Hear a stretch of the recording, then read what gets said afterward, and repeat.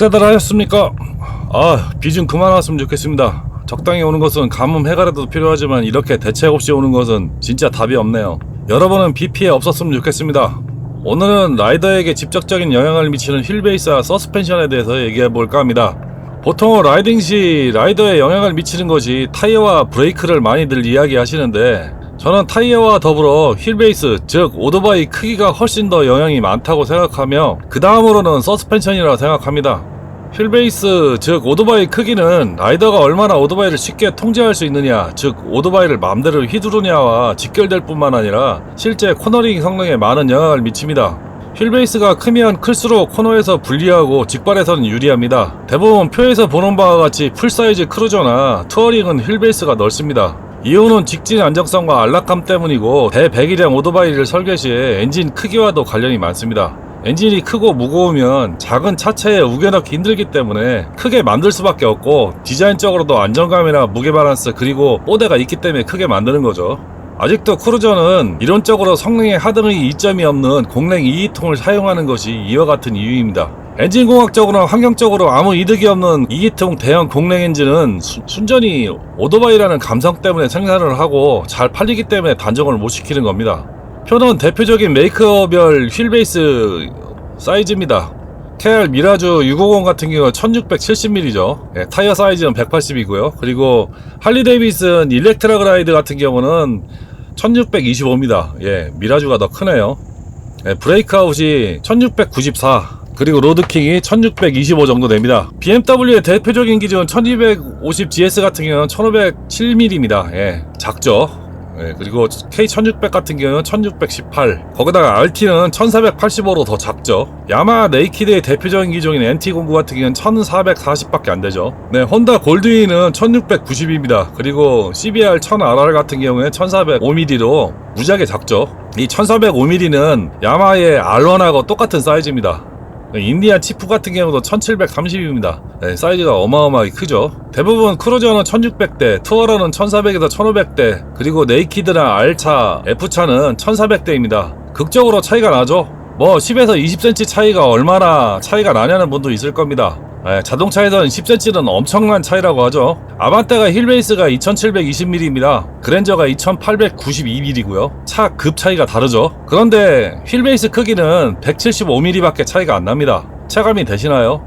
아마도 오토바이에서는 차보다 훨씬 더 체감이 됩니다. 일단 오토바이의 안장만 보더라도 와, 크다란 말이 자동으로 나오죠. 이런 휠베이스 차이는 직진 성능뿐만 아니라 오토바이 코너링에도 엄청난 차이를 가져오는데요. 코너를 돌면 뒤가 안 딸려오는 느낌이 확실히 드는 기종이 있고, 뭔가 모르게 앞대가리가 안 돌아가는 느낌이 드는 기종도 있습니다. 아마도 300cc급 오토바이와 할리 로드나 스트리트 글라이드와 강원도 산길에서 코너 경쟁을 하면 할리가 죽어도 300cc급 오토바이 못 따라가는 이유가 여기 있을 겁니다. 그래서 BMW GS와 1600 GT와 다른 주행 느낌이 나고, GT로 GS를 따라다니면 코너에서 대부분 GT가 GS를 못 따라가다 보니 GS로 기변하시는 분들이 많을 겁니다. 오토바이 힐베이스 차이를 극복하는 실력을 쌓기는 정말 힘듭니다. 즉 웬만하면 극복이 안 된다고 보시면 됩니다. 크루저나 투어링은 직발용입니다. 그런 오토바이로 무리하게 코너를 타고 다닌다는 것은 위험한 일을 자초하는 것과 다름없는 행동이나 마찬가지인 것이죠. 제 영상을 보면 뒤에 맨날 따라다니는 친구의 할리 와이드 글라이드 휠베이스는 1735mm입니다.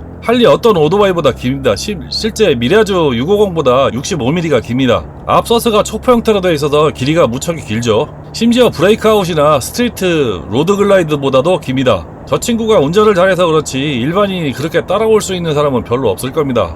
영상 댓글에 중앙선을 밟네 넘어다니네 하지만 코너링이 안 되는 오토바이지만은 오토바이를 잘 다루기 때문에 저나마 다니는 것이죠. 그래서 여러분은 라이딩 성격에 맞게 오토바이를 선택해야 됩니다.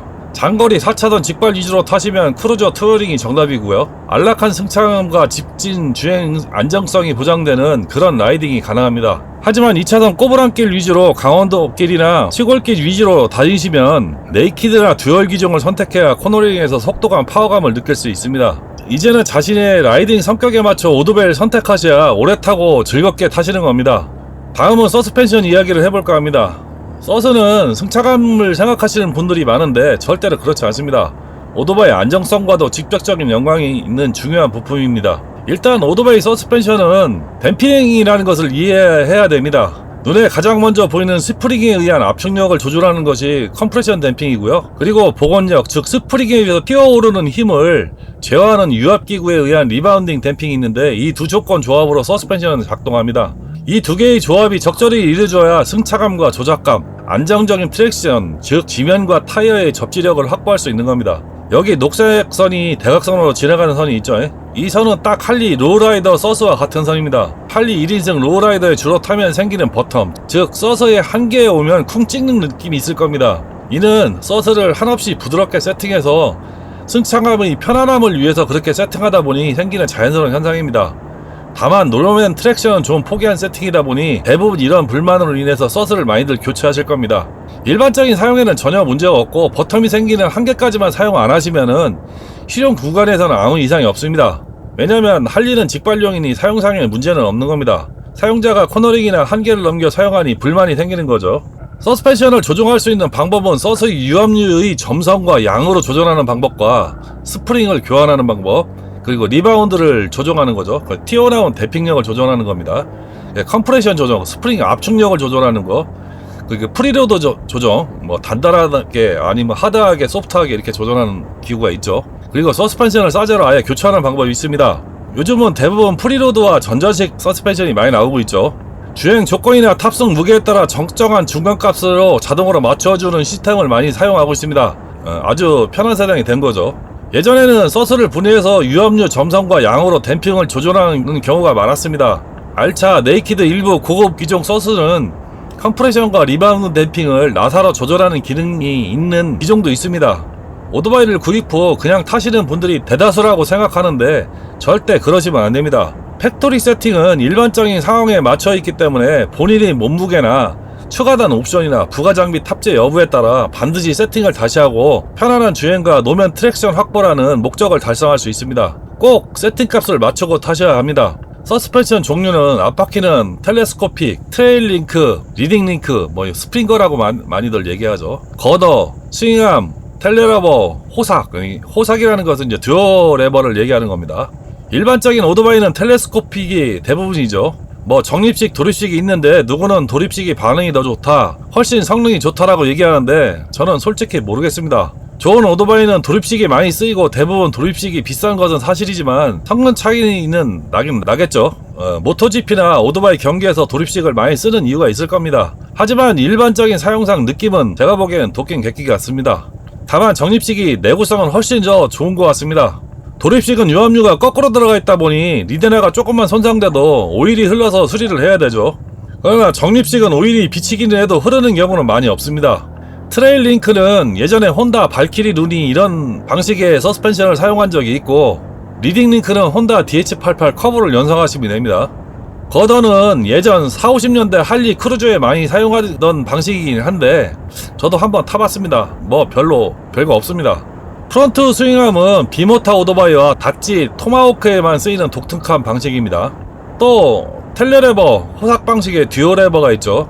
BMW에서 많이 사용하는 방식이고, 텔레레버는 GS, RT, RS 등에서 많이 쓰이고 있고, 듀얼 레버는 K1300, K1600 고급 기종에 많이 사용하고 있습니다. 최근에는 신형 골드윙 1800에도 듀얼 레버가 채택하고 있는데 좋으니까 하겠죠. 일단은 바닥에서 올라오는 진동을 핸들로 전달하지 않는 방식이고, 브레이킹 시 노즈 다이브 현상이 없기 때문에 그런 걸로 유명하죠. 하지만 이 좋은 것을 왜 고성능에 안 쓸까요? 일단 무겁고 복잡하고 비쌉니다. 그리고 고장나면 고치기도 힘들죠. 복잡하니까요. 그래도 고급 기종에 많이들 도입하는 것 보면 좋긴 좋은가 봅니다. 뒷바퀴도 여러가지 형태가 있는데 요즘은 더블, 싱글, 스윙암을 많이 사용하고 있고, 더블쇼크와 싱글쇼크가 혼합되어 사용하고 있습니다만 다 장단점이 있는 방식이죠. 조합으로는 더블 스윙암, 더블쇼크, 더블 스윙암, 싱글쇼크, 싱글 스윙암, 싱글쇼크이란 조합으로 구성이 되어 있고, 요즘 추세는 더블 스윙암, 싱글쇼크가 많이 적용되는 추세입니다. 옛날에는 프렌즈 방식이나 아예 쇼기 없는 상박차대 방식도 있었죠. 요즘 할리가 상박차대 방식을 흉내내서 일부 차종은 싱글쇼크 방식으로 나오고 있는데 딱딱해서 욕 많이 먹고 있습니다.